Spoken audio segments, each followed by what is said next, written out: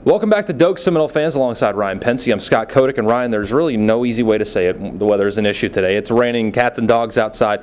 Noles don't need to be concerned about Savannah State per se, but the weather is going to be a big issue today. Oh yeah, you certainly don't want to take anything away from Savannah State. You know, they're coming in here to play a football game, but you're right, Scott, the weather is bad, and we don't know what the rain is going to be at kickoff, but 3-4 hours out, it has been very, very hard rain, and water standing in the end zone. You don't want anybody to get injured in this game, and I think that's the biggest key. You saw last week Brandon Jenkins goes down on a fluke play with a wet, slick track like this today with, as you hear behind us, some thunder and lightning. You just got to be very, very careful in a game like this. And we've seen, especially in years past, take that Jacksonville State game in 2009 in a monsoon, some guys got hurt, and we cannot afford that, especially with conference play starting next week. You're right. I will say the one thing is the Seminoles were able to get a full practice in the rain during this fall camp. So they have some experience with a wet football, and I think that's going to be a big help, because if you haven't had an opportunity to practice in inclement weather like this, then it could be tough. And do remember, too, some of those first practices where the Seminoles went out on the field, then had to go into the locker room, so they have that experience if there is a delay today.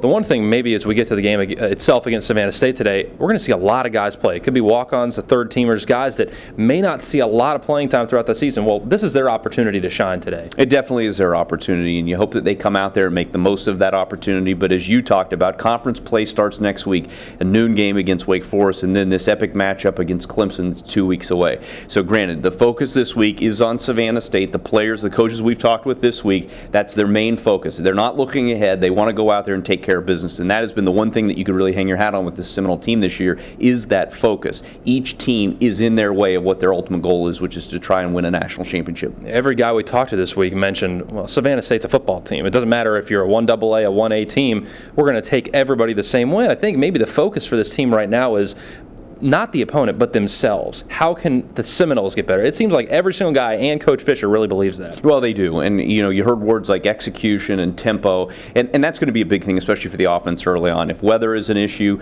how can they go out and execute their game plan? If they can build a comfortable lead and then get some of those other guys into the game early on, you would certainly hope that. And granted, hopefully this weather breaks.